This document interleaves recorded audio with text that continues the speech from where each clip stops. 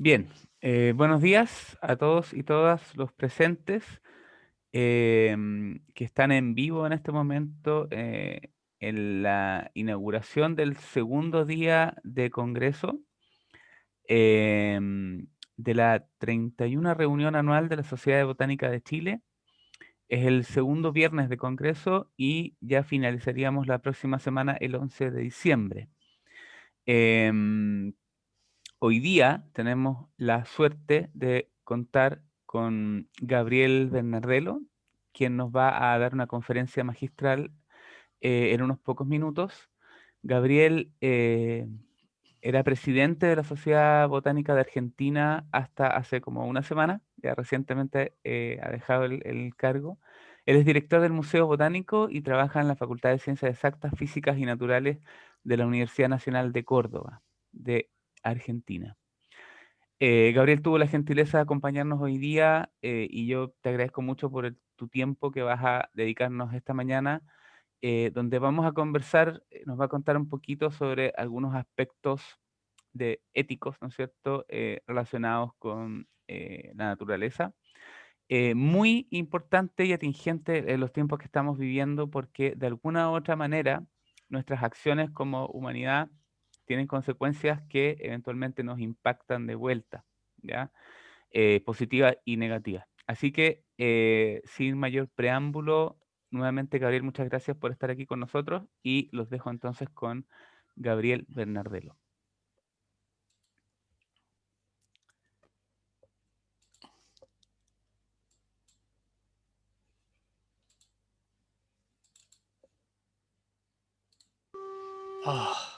Espere, espere, espere. Ahora podemos empezar a hablar. ¿Se escucha, no es cierto? Sí, Gabriel, se Ok, escucha ok. perfecto. Bueno, les agradezco enormemente la invitación para hablar sobre este tema que, como bien decía Cristian, es algo de lo que tenemos que hablar. O sea, no, digamos, no será una conferencia. Desde el punto de vista técnico, yo llamaría esto un discurso. Desde el punto de vista etimológico, un discurso es correr de un lugar a otro. Es una serie de frases con las que se expresa lo que se siente o se piensa. Eso me parece que es una definición un poquito más concreta de lo que voy a intentar hacer en este rato. Em, no solamente por el momento especial que está viviendo Chile, pero por el momento que está viviendo el mundo, digamos, tenemos que pensar cómo es la relación que tenemos con la naturaleza y hacia dónde vamos, porque evidentemente tal como estamos, la cosa no está muy bien. Y en estas palabras que voy a estar reproduciendo de otras personas, en realidad, vamos a tener como dos niveles. O sea, uno es el nivel humano, o sea, lo que hacemos la vida normal de las personas, y otro, un nivel político más, digamos, gubernamental, para que me entiendan.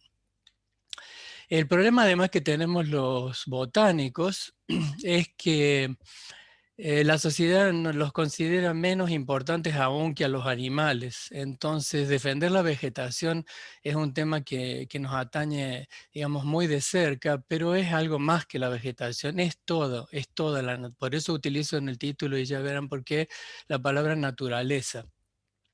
De todos modos, en el fondo de mi corazón soy una persona bastante pesimista, no tengo muchas esperanzas, pero como dicen estos filósofos, vamos con entusiasmo, pero sin esperanza.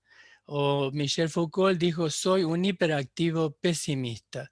Es decir, aún sin esperanza hay que seguir hablando, hay que seguir bregando, hay que seguir sembrando un poquito de conciencia para que, digamos así, esta semilla en algún momento crezca.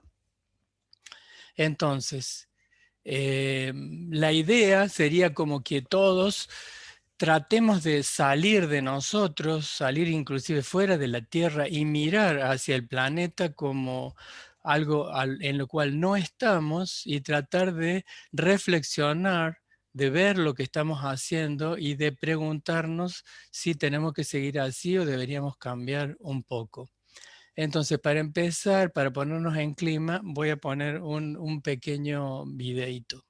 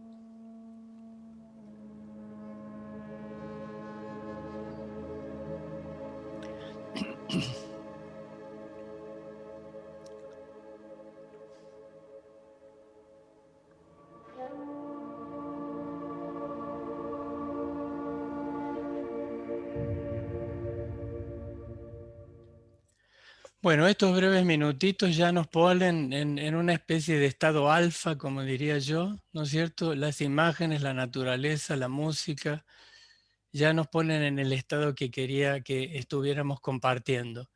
En primer lugar, lo que siempre hacemos los humanos es separar. Tenemos como la idea de dicotomizar todo.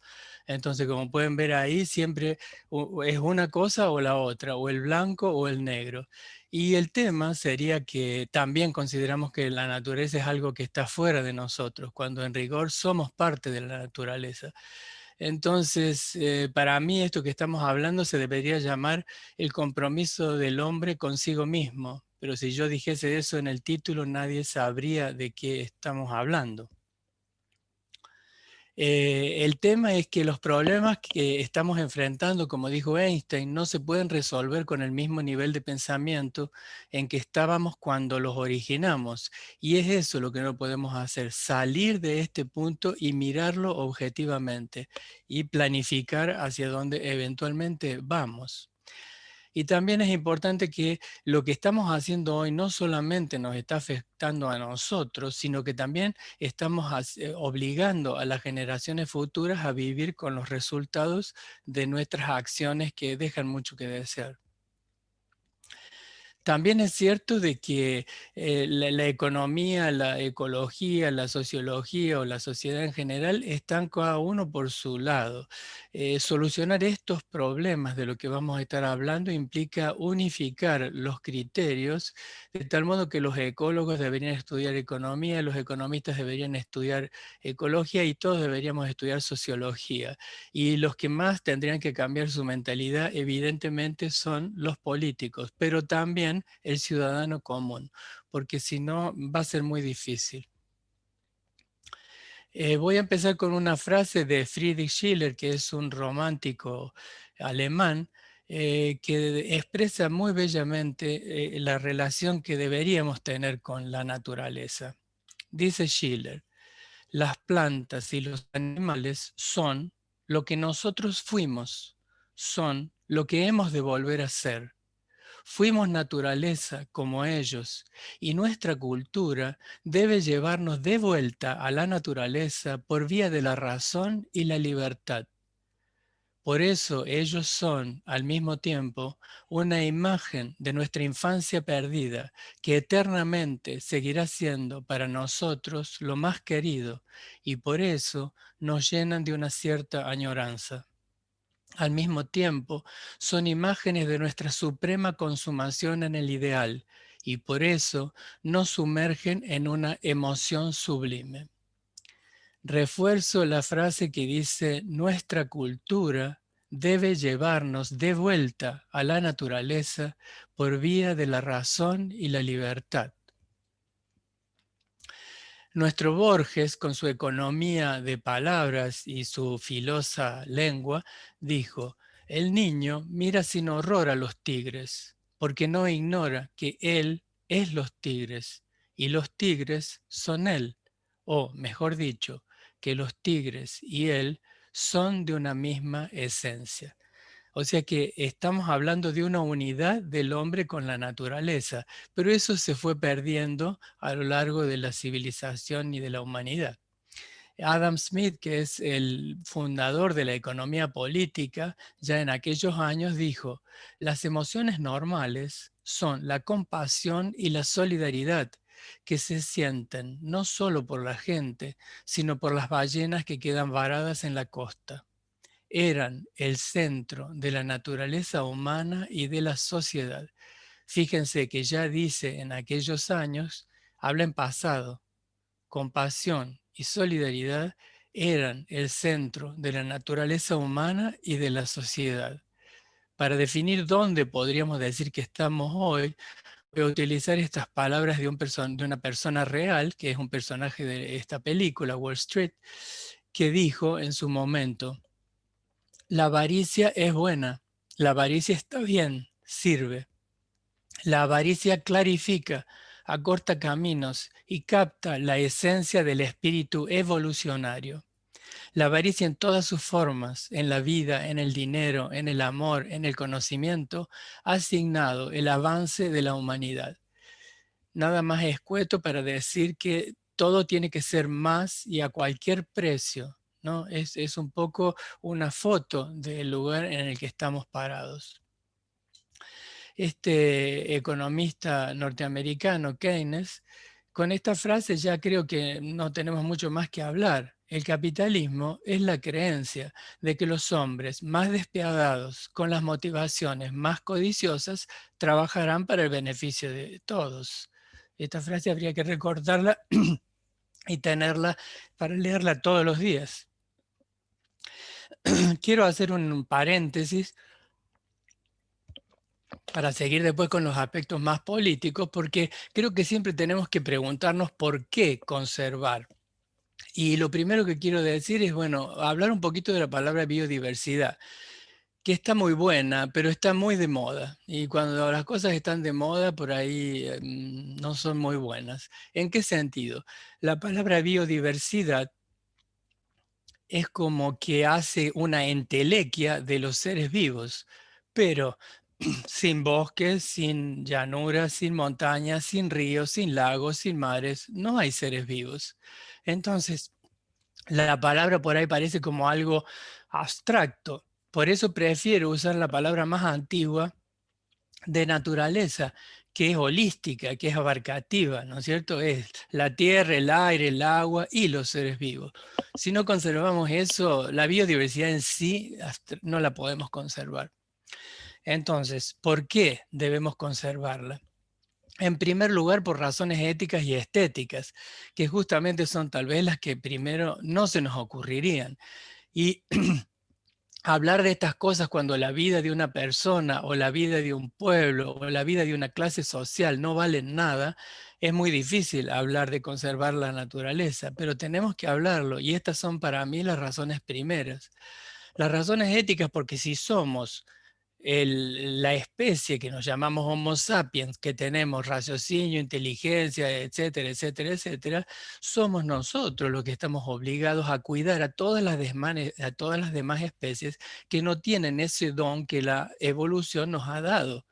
Entonces, parece que estamos haciendo efectivamente lo contrario, utilizando nuestra inteligencia para destruir implacablemente a la naturaleza y a todos los seres vivos que habitan en ella.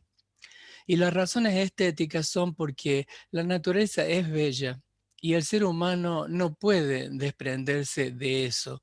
Cuando vamos a un ambiente prístino, no importa que sea un desierto, que sea una selva, algo se nos produce en nuestro interior. Cada uno le pondrá el nombre que quiera.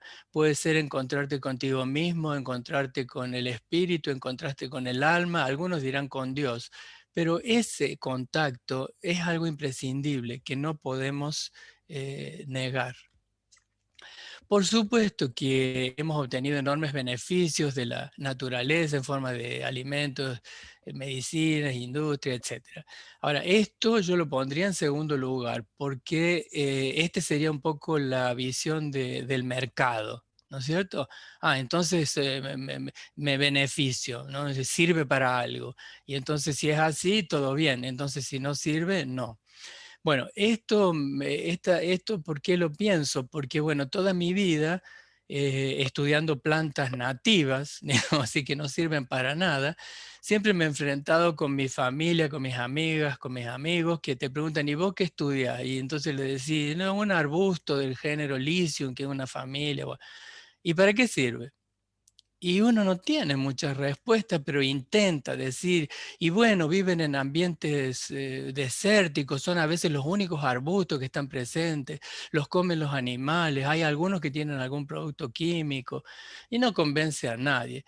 Bueno, me pasé prácticamente la mitad de mi vida tratando de explicar para qué sirve la planta que estudio, hasta que un día se ve que ya un poquito cansado de esta pregunta, un amigo me pregunta, ¿para qué sirve? Y entonces yo en ese momento le digo, ¿y tú?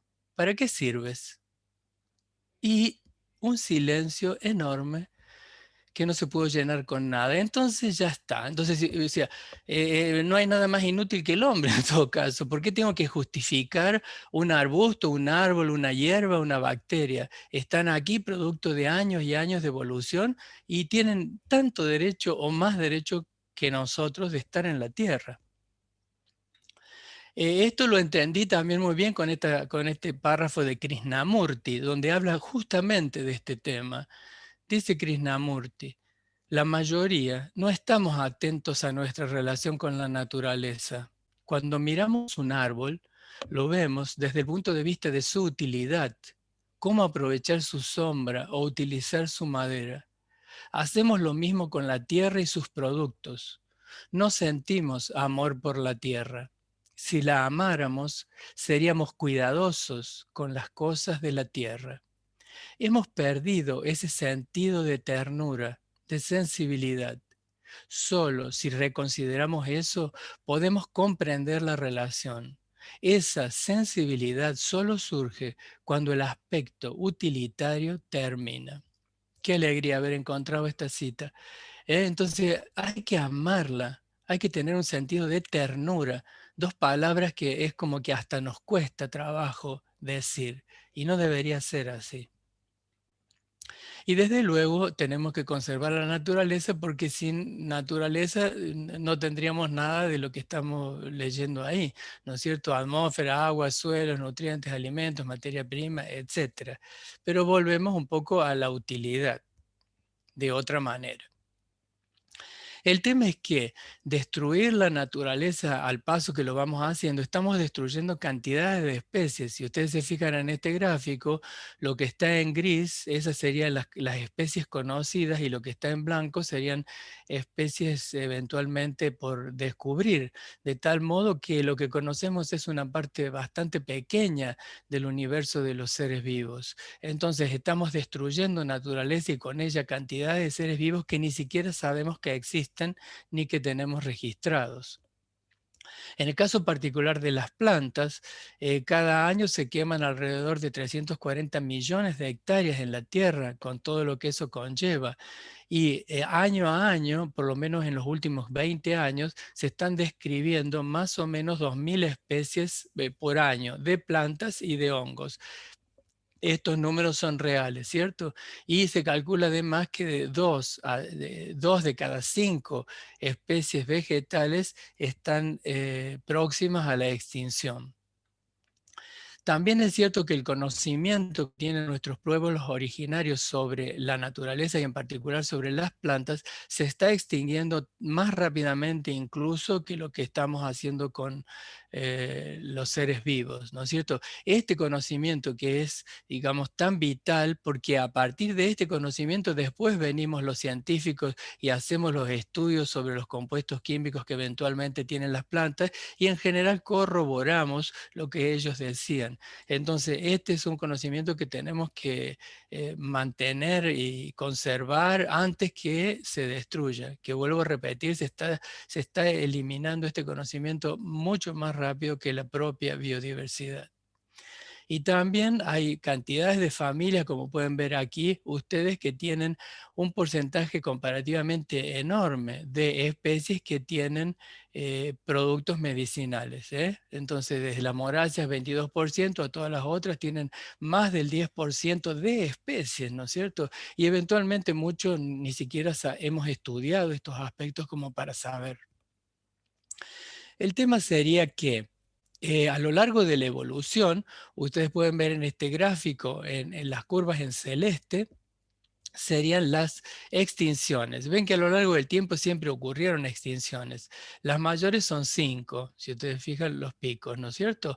Pero a lo largo del tiempo, representado por la línea roja, la cantidad de familias de seres vivos ha ido aumentando. Esto quiere decir que sí, es cierto que ocurre una extinción, desaparece una enorme cantidad de seres vivos, pero la diversidad se recompone en base a lo que sobrevivió y en principio fue aumentando. Pero esto no es lo que estamos previendo que va a ocurrir con lo que estamos haciendo ahora, que se ha dado en llamar la sexta extinción. En esto fíjense que la escala es logarítmica, o sea que los números son abismales. Entonces, esas barritas que están en violeta sería la tasa de extinción, digamos, normal, entre comillas. O sea, así como la muerte es parte de la vida, la extinción es parte de la especiación de nuevos seres vivos. Hoy estamos en las barritas verdes y se modela en el futuro esa barra roja, o sea, de que esto es tremendo. Y ahí si se fijan están algunas de las especies de las cuales hay ciertos números como para comparar.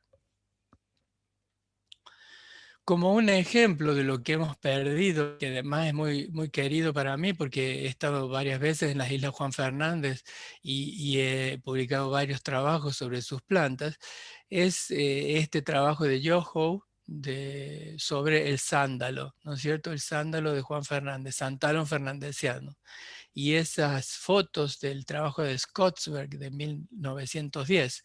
Ahí tienen ustedes una foto que sacó este investigador del último árbol que estaba en pie y ven cómo está totalmente mutilado y el ejemplar de herbario que hice. Y voy a poner un párrafo de este trabajo que además de que digamos, tiene un valor científico, porque es un trabajo sobre la última vez que se vio esta planta en la naturaleza, ustedes van a ver el sentimiento con el que habla y la cantidad de adjetivaciones que utiliza, algo que lamentablemente hemos perdido en el ambiente académico. No somos capaces de utilizar un adjetivo, ¿no es cierto? Expresar un sentimiento es algo prohibitivo. Y me parece que eso es una de las cosas que tendríamos que cambiar. Entonces, dice Scottsberg, el irrevocablemente último descendiente de Santalum fernandesianum. Es una sensación extraña sentirse ante el lecho de muerte de una especie. Quizás, y muy probablemente, somos los últimos científicos que lo ven en vida. Con respeto religioso observamos al viejo árbol. Tocamos su tronco y sus ramas, sus hojas firmes, verde oscuras. No es una persona, es una especie que está muriendo. Ya no puede durar mucho más, solo le queda una pequeña rama verde. Las otras están secas y muertas. Cortamos un pedazo de la característica madera, roja y fuertemente aromática para llevar con nosotros. Fotografiamos el árbol y tomamos notas de su ubicación y luego nos despedimos. Si el destino me trajera por aquí una vez más, ya no podré ver al sándalo. Ya estará muerto hace mucho tiempo y su tronco convertido en curiosidades que los turistas dispersan por los continentes. Realmente patético y cómo lo plantea. Esto no está en un diario, en una revista, está sí en una revista científica botánica. Ahora, cuando hablamos de estas cosas, no tenemos que separarnos de lo que es la sociedad. Entonces, conservar la naturaleza, sí, pero tenemos que eliminar la pobreza, mejorar la salud y la educación de la población, que los países tengan emancipación económica y que haya políticas gubernamentales al respecto. Esto no puede estar separado de lo otro. Y cuando uno lee esta lista, dice, ¿entienden? Bueno, hasta aquí llego. O sea, esto da la sensación de que no es posible. Además, en América Latina, la diferencia entre ricos y pobres es la mayor del mundo. Y esto es tremendo porque obliga a generaciones a una cultura de subclase, directamente su propia vida no vale nada. Entonces vamos a estar discutiendo si tenemos que conservar a la naturaleza o no. Es muy difícil. Es John Dewey, que es un pedagogo norteamericano. Lo pongo también porque es norteamericano, ¿no es cierto? Entonces sabe bien lo que es el primer mundo. Y fíjense lo que dice. La meta final de la producción no es la producción de bienes, sino la de hombres libres asociados entre sí en términos de igualdad. Eso sería lo que sería la democracia verdadera. Las estructuras ilegítimas de la coerción deben ser desentrañadas, especialmente la dominación de los negocios para la ganancia privada a través del control privado de la banca, la tierra y la industria, reforzados por el control de la prensa, los agentes de prensa y otros medios de publicidad y propaganda. A menos que todo esto sea alcanzado, hablar de democracia no tiene demasiado sentido. Y cada vez estamos más lejos de esto que está hablando hace ya bastantes años.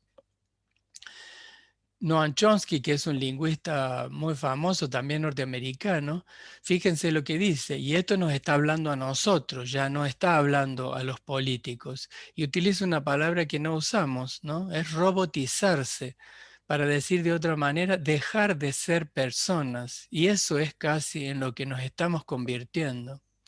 Entonces, dice Chomsky, robotizarse significa enfocar la atención en los aspectos superficiales de la vida, consumir la moda, no preocuparse por nadie más, no trabajar en conjunto para crear un ambiente mejor, no pensar en qué mundo dejaremos a nuestros hijos, creer que el propio valor humano se mide por la cantidad de cosas que consumimos inútilmente.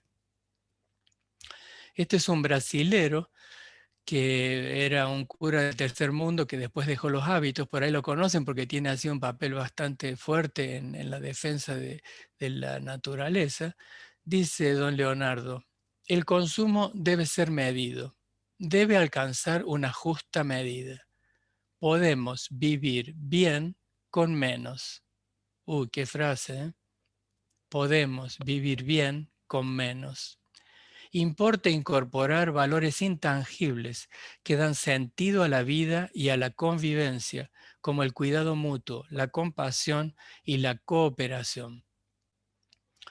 Este es un filósofo polaco, Zygmunt Bauman, y que habla también de este tema del consumo en particular.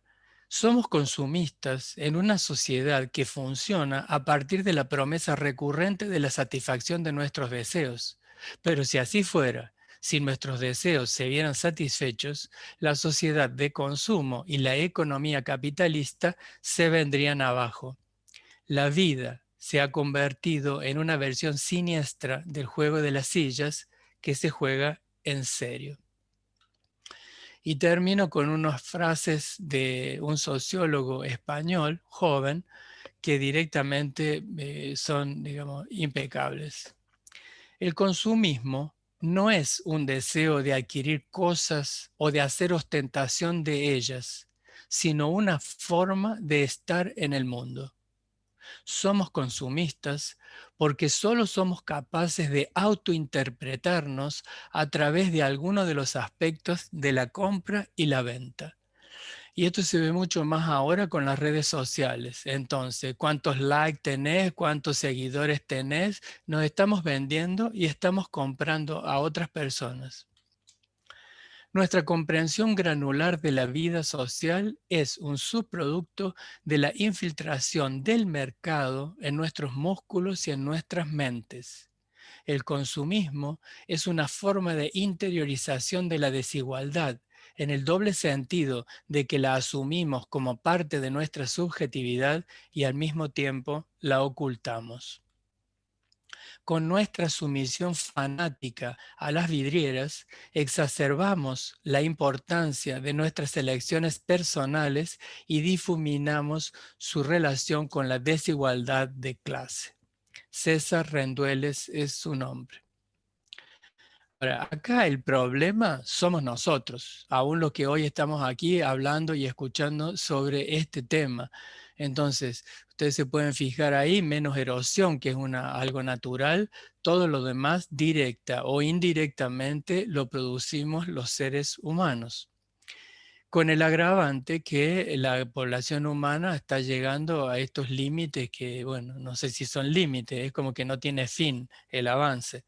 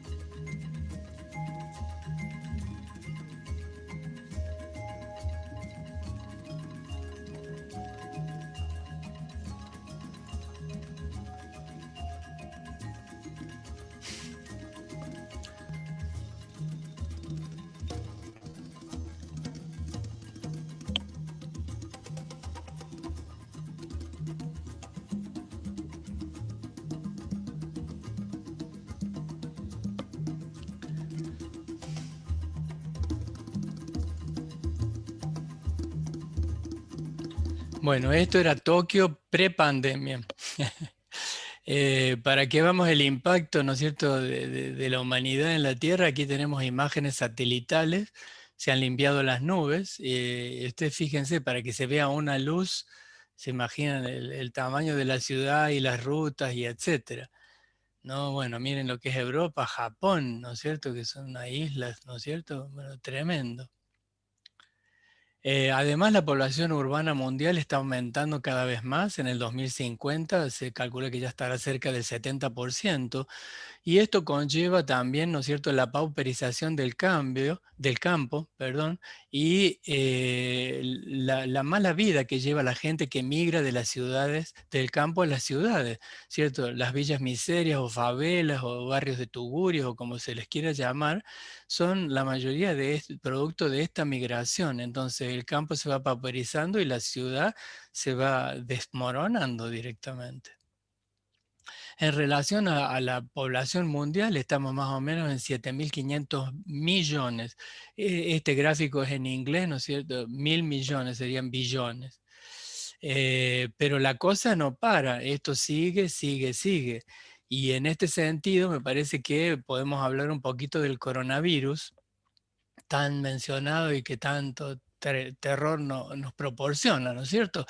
Yo hace unos 4 o 5 años, conversando con un colega brasilero microbiólogo, me decía de que la población mundial, no sé de dónde saca este cálculo, pero para que estar en armonía con la naturaleza debería ser de más o menos 2.500 millones de personas, pero que no nos teníamos que preocupar porque los microbios, sean virus o bacterias, en algún momento iban a estar matando a cantidades de seres humanos. ¿Qué se imagina que me acordé apenas surgió la pandemia? De este punto. O sea, me sorprendí muchísimo de recordar esa observación que me hacía y de escuchar ahora que se dice que, esta es la primera pandemia de varias que van a venir. Hemos escuchado muchas cosas en estos meses, pero lo que no hemos escuchado demasiado es que la relación que tenemos con la naturaleza, el maltrato que tenemos con los animales, son producto de lo que ha ocurrido. Entonces, hablemos de cambiar esas cosas. En vez de cambiar esas cosas, nos preocupamos de ver cuál es la vacuna que llega primero y cuándo nos vamos a vacunar para que todo siga igual. Entonces, así no vamos a solucionar nada. Esto no se soluciona con una vacuna. Esto se soluciona con un cambio político y un cambio de mentalidad de las personas para que realmente el mundo empiece a funcionar de otra manera. En este sentido y en relación a la población humana, quiero decir un par de cosas porque de esto tampoco se habla, ¿no es cierto? El control de la natalidad. Bueno, es algo, una cosa tremenda hablar de esto, ya sos abortista, la religión se pone en contra, etcétera, etcétera. Pero yo creo que es algo que hay que hablar, porque digamos, en todo caso, pongámosle, no se trata de no tener hijos, pero tiene que ser una decisión y tiene que haber políticas al respecto, porque si no, bueno, vamos a donde vamos, que digamos así, si seguimos así, es como que vamos a mal puerto. Entonces voy a poner ahora una serie de frases o situaciones que son dichas por mujeres, porque también para que no se diga que es una cuestión de sexo, y me parece que ellas lo tienen muy claro, ¿no es cierto? Entonces creo que lo que hay que hacer es planificar y tener una idea más o menos concreta de hacia dónde vamos. Entonces, esta es una escritora argentina que en algún momento dijo, la maternidad no es una fatalidad biológica, sino que debe ser una elección. En todo caso, que sea una fatalidad biológica para los seres naturales que tienen que reproducirse y no para nosotros.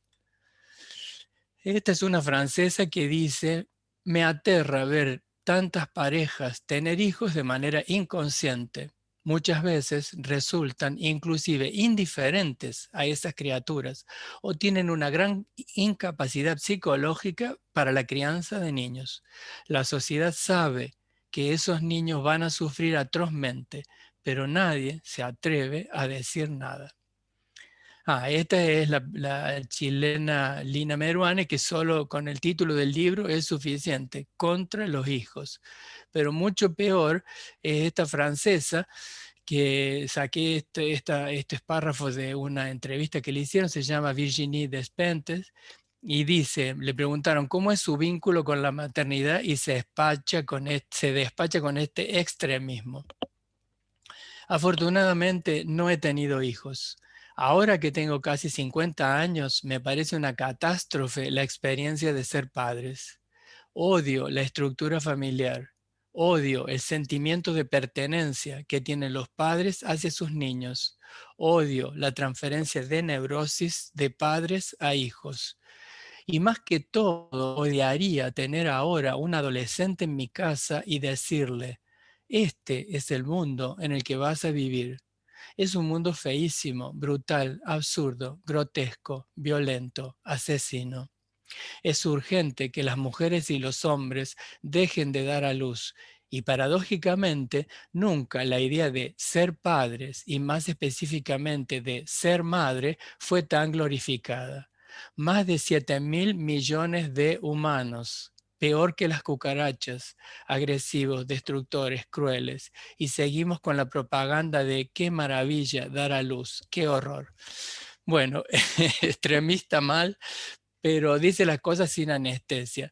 Voy a rescatar la frase esa que dice ser madre, porque en principio, digamos, los hombres somos estilo Maradona, que anda tirando hijos por todo el mundo y total que se ocupe otro.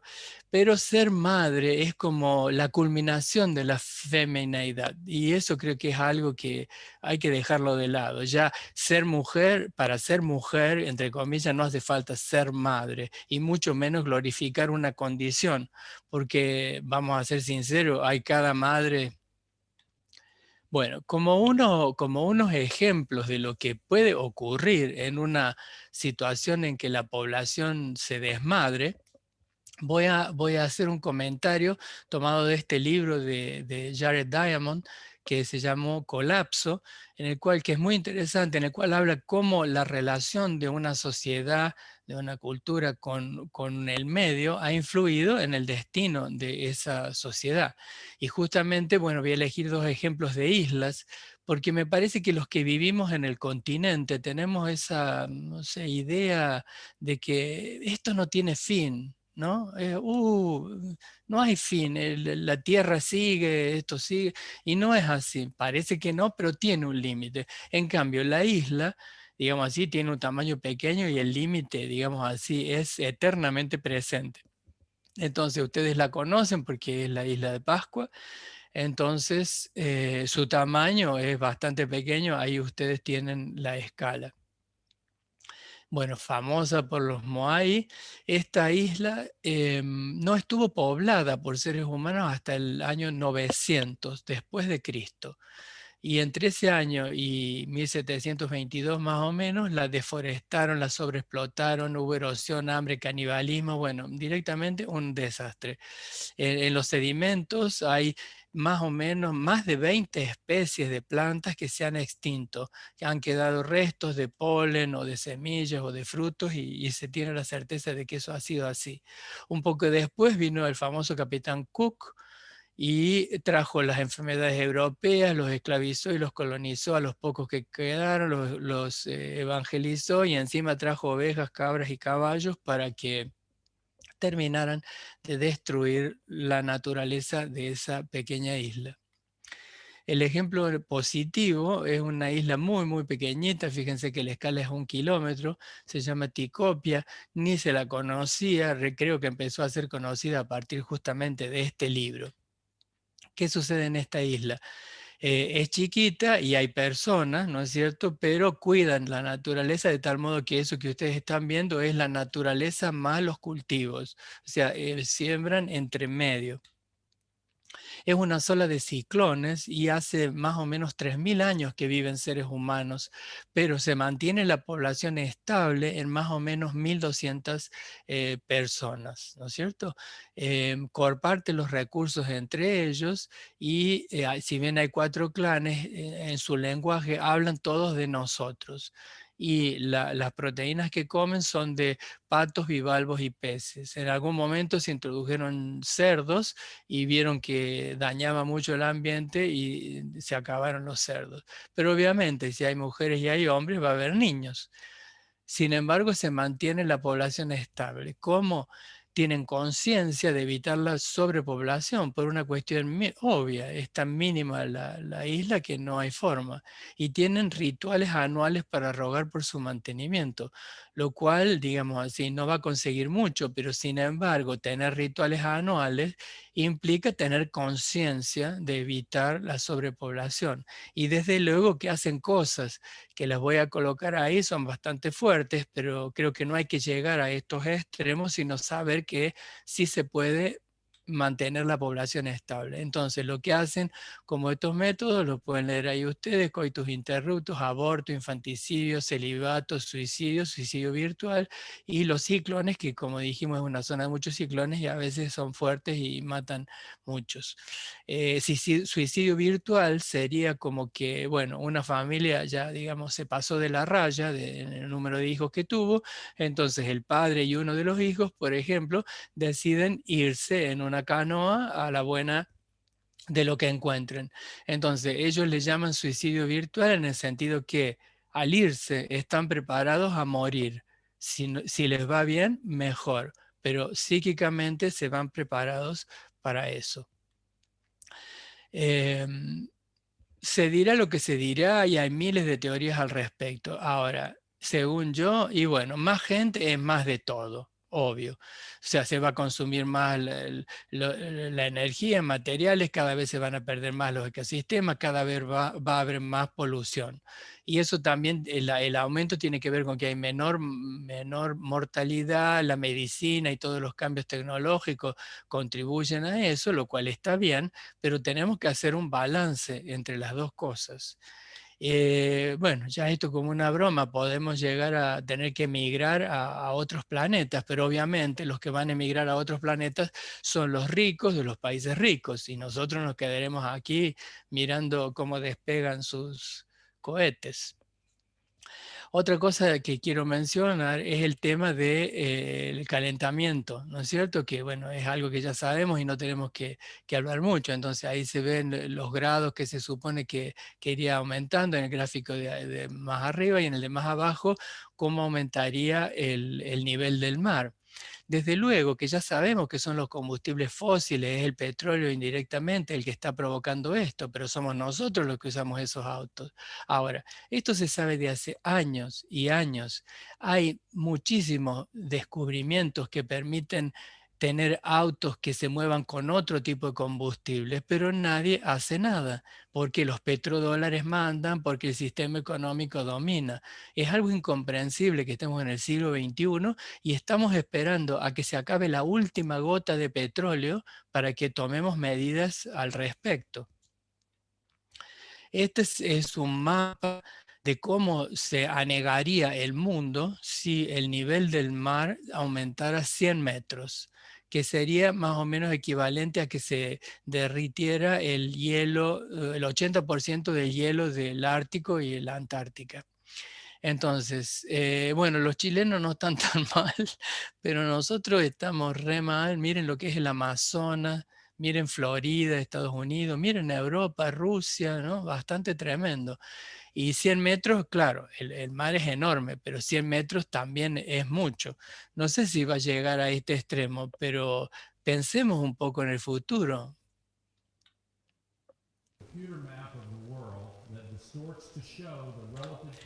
Este es un mapa distorsionado, ¿no es cierto?, para mostrar la contribución de las distintas regiones justamente al calentamiento global. Entonces, miren ustedes, por ejemplo, Latinoamérica, ven que está desde México hasta aquí, es el 3,8% la contribución, tanto como Japón. Japón, que son islas miniaturas comparado con todo esto, ¿me entendés? No tiene relación. Por supuesto, Estados Unidos es el que más, ¿no es cierto? Pero Rusia también, ¿no es cierto? Y África, un continente enorme, bueno, producto de la pobreza y en el estado en el que se encuentra, apenas contribuye con el 2,5%. Entonces, esto es un tema que también es importante, pero ¿cómo se baraja esto? ¿No es cierto? Miren lo que dice un profesor norteamericano de bioética. Los estadounidenses suelen hablar mucho de moralidad y justicia, pero la mayoría de ellos siguen sin darse cuenta de que la negativa de su país a firmar los protocolos para el calentamiento global y su consiguiente actitud, la de que todo sigue igual para con las emisiones de gases que producen el efecto invernadero, es una falta moral de lo más grave. Ya está teniendo consecuencias perjudiciales para otros. Y la mayor injusticia es que son los ricos los que están utilizando la mayor parte de la energía que provoca las emisiones causantes del cambio climático, mientras que los pobres serán quienes carguen con la mayor parte de los costos. Tremendo. En relación a la economía, también quería decir algo. Este gráfico lo saqué en el año 2008 del diario Le Monde Diplomatique, que es un diario francés, pero que se edita en todo el mundo. Entonces, ¿se acuerdan que en el 2008 fue la debacle que parecía que el capitalismo iba a sucumbir, pero no sucumbió? Bueno, entonces, esto es algo que yo lo vi y dije, no, esto no es posible. Esas barritas que están en verde son, digamos así, lo que sería el dinero real, ¿no es cierto? El comercio mundial y el Producto Bruto Interno de los países, el valor de producción de bienes y servicios. Todo lo demás es otra barra enorme que es mercados bursátiles, mercados de cambio y productos derivados. Esa es la economía financiera y eso es como, entre comillas, virtual. Entonces vos decís, ¿cómo puede ser? Efectivamente, el mundo vive de ese enorme cantidad de dinero que no es real, es virtual, fabricado por el mismo poder financiero. Deberíamos volver a ese pequeño proporción de dinero real, digamos así. Ahora, hay posibilidades. El primero, Ricardo Aronskin, es un economista argentino que, digamos así, claramente, ¿por qué ajuste cero para el nivel de vida de los pueblos? ¿Por qué tenemos que ajustar a los pueblos y los ricos siguen siendo cada vez más ricos? Castigar, ¿no es cierto?, el aventurismo financiero. Y por supuesto, eliminar los paraísos fiscales. ¿Cómo puede ser que los paraísos fiscales existan? Que los ricos más ricos tengan todo su dinero ahí. Entonces esos países que son tan impolutos, pero son realmente corruptos porque tienen todo ese dinero habido de la forma que sea, puede ser bien habido o no, y entonces con todo ese dinero el mundo sería distinto si lo utilizáramos con fines solidarios. Y este es un joven alemán que se llama Bregman, tiene un libro que se llama Utopía para realistas, que es realmente muy recomendable. Y entonces, tres cositas que las desarrolla en el libro. Libertad de movimiento en un mundo sin fronteras, o sea, basta de pasaportes y aduanas y esto, claro, tenés que tener una mentalidad para tal fin. Jornadas laborales de tiempo reducido y adopción de la renta básica universal. Entonces, con todo ese dinero que está dando vuelta, que no existe, hagamos una renta básica universal y vivamos todo mejor y no un porcentaje mínimo de personas que son súper ricas y que no van a poder gastar ni en 10 vidas todo el dinero que tienen y los demás que apenas podemos sobrevivir en una vida única y miserable. Ya se sabe lo que hay que hacer, pero nadie lo hace. Si ustedes van a internet y buscan esto, que es el informe del milenio de las Naciones Unidas, que fue hecho en el año 2001, van a ver que ahí está todo escrito. O sea que, digamos, hay que ponerlo en práctica. En ese informe también se habla de estas cosas, de algunas de estas cosas. En primer lugar, la acción personal, que está bueno porque lo tenemos que hacer. Dice, sé tú mismo la solución y el mundo que tú quieres para los demás. Y al hacer vos eso, vas contagiando a otros. Esto está bueno, pero en una medida es como derramar un vaso de agua en el océano. Pero así sea ese sentimiento de que no sirve para nada, lo tenemos que hacer. O sea, en lo personal tenemos que reciclar, tenemos que consumir menos, no tenemos que derrochar agua, etcétera, etcétera, etcétera. Pero sabemos que eso solo no alcanza. ¿Cómo puede ser que las Naciones Unidas nos obliguen a esto y de los políticos, los empresarios o el poder financiero no digan nada? Si no vamos son esos dos niveles de los que les hablaba al principio. Entonces, lo personal, perfecto, y tenemos que cambiar la mentalidad, pero también a nivel gobierno, políticos, ¿no es cierto? Y el poder financiero, porque si no, no sé si vamos a conseguir nada, porque si los políticos y el poder no cambian, no creo que vamos a poder cambiar mucho.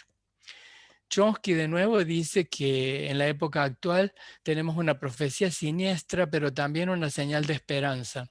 Lo que resulte dependerá de cómo aprovechemos nuestras oportunidades. O sea, estamos en una encrucijada, para decirlo así, y es el momento de cambiar de ruta.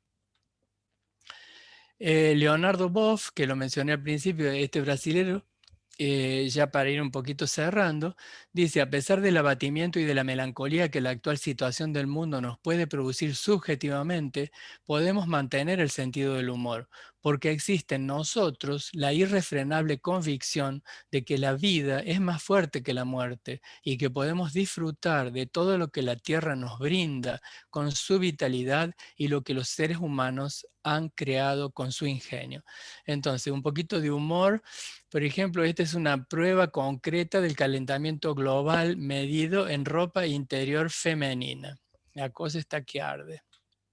Esta es una frase de un pintor español que dijo, el caso es que todavía es posible imaginar un mundo de campesinos sin señores.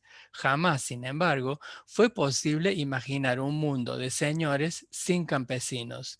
Desde siempre se sabe, pues, quién sobra.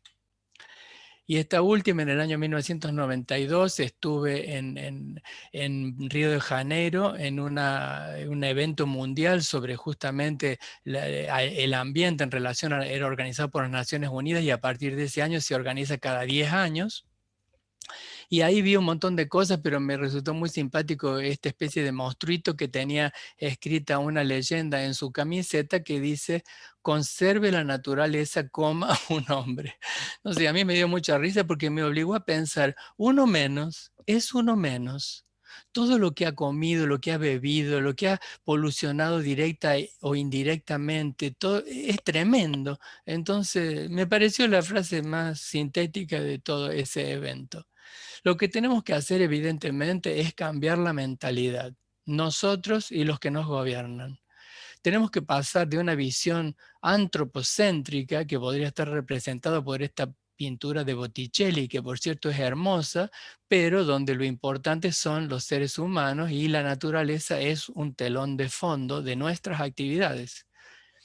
A esta otra de Rousseau, donde la mujer y el hombre están inmersos en la naturaleza, forman parte de ella. Esta podría ser una visión que a veces se llama biocéntrica, a veces se llama geocéntrica, pero es lo mismo, es decir, el hombre dentro de la naturaleza, no como lo más importante. Retomando el tema de la esperanza, y ahora al final, entonces, la esperanza, dice Spinoza, dijo hace muchos años, no es otra cosa que una alegría inconstante que surge de la imagen de algo futuro o pasado, de cuyo resultado en cierta medida dudamos. Nada más hermoso, ¿no? Uno tiene esperanza porque duda, entonces, porque duda, tiene esperanza. Y este es un filósofo que nació en Rumania, pero vive hace muchísimos años en Argentina, que dijo, la esperanza es religiosa, no hay que esperar, hay que hacer, hacer, hacer, y mientras podamos hacer, hay esperanza.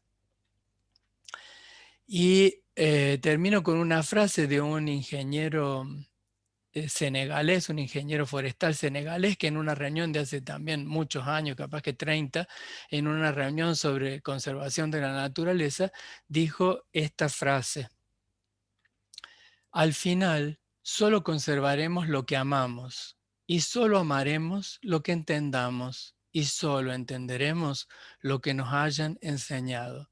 Entonces, miremos los verbos: conservar, amar, entender, enseñar.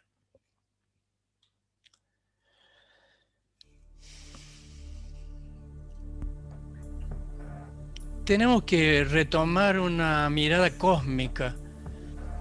La Tierra es un satélite, es un cuerpo celeste, no hay otro. Es un milagro que exista vida aquí.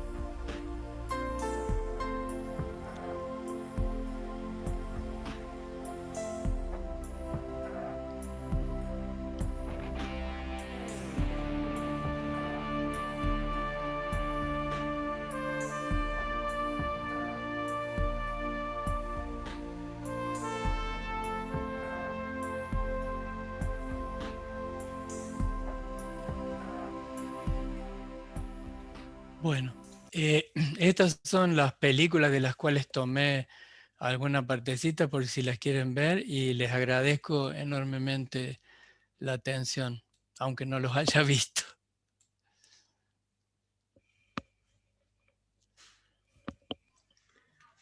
Muchas gracias, Gabriel, por tu presentación.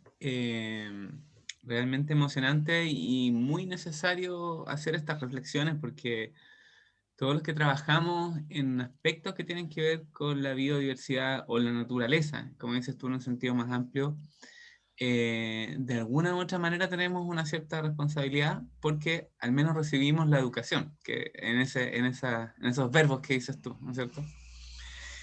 Abrimos ahora las preguntas. Pueden usar el chat. Te felicitan por el chat, por la Muchas gracias, presentación. muchas gracias, muchas gracias. También pueden usar el sistema de preguntas y respuestas de Zoom, o si quieren pueden escribir sus preguntas por acá. Eh, Mira, mientras la gente escribe, a mí me gustaría, no sé si puedes hacer alguna reflexión de lo que pasa en Sudamérica. ¿Qué visión tienes tú? Porque en mi percepción personal es que tenemos muchas más cosas en común que en diferencia, pero nunca hemos funcionado como un bloque y somos los productores de materias primas y los poseedores de esta naturaleza que es usada muchas veces por el otro hemisferio. No sé qué piensas al respecto, qué opinas de Sudamérica.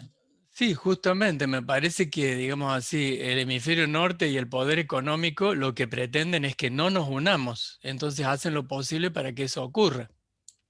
Entonces, ¿por qué no tendríamos un mercado común? Porque el Mercosur finalmente no funciona.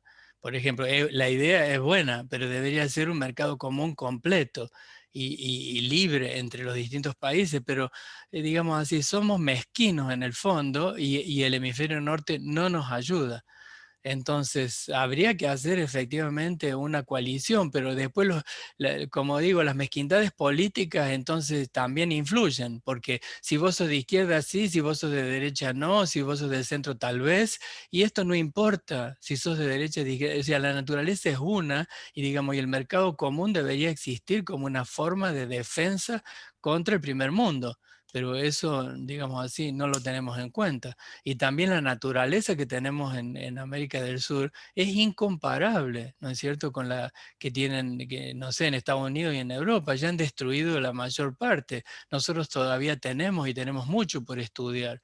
Entonces, digamos así, estamos en una posición, vuelvo a decir, de encrucijada.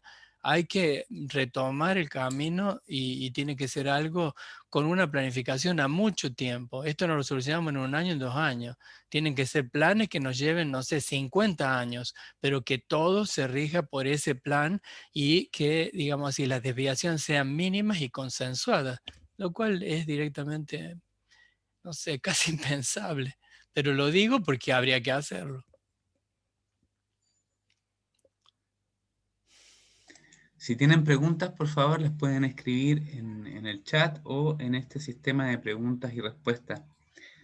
Mira, a propósito de lo mismo, el hemisferio norte usó y degradó gran parte de sus recursos naturales para alcanzar el desarrollo, industrializarse, ¿no es cierto? Ya en Europa casi no quedan bosques originales, pero de alguna manera su actitud para con los otros países del tercer mundo es que nosotros sí tenemos que cuidar nuestros recursos, nuestros bosques, y son bien exigentes en términos de cómo producimos, etc. ¿Qué opinas al respecto?